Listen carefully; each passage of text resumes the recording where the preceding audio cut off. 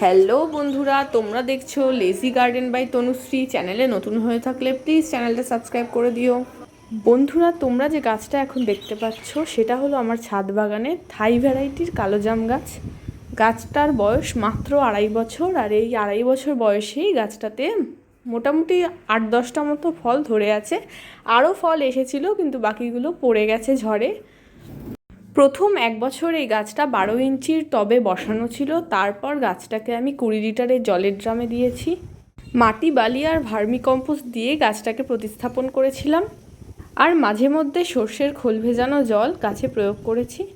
March মাসে প্রথম কুড়ি এসেছিল, আর সেই কুড়িগুলো ফুটে ছোট্ট ছোট্ট ফল সেট হয়েছিল। ফলের গুটি সেট হওয়ার জন্য আমি অ্যাগ্রোমিন গোল্ড স্প্রে করেছিলাম। প্রাকৃতিক দুর্যোগের কারণে কিছু ফল ঝরে গেছে, আর এই কটা ফল গাছে রয়েছে। ভিডিওটা ভালো লাগলে লাইক করে চ্যানেলটা সাবস্ক্রাইব করে দিও। Thanks for watching.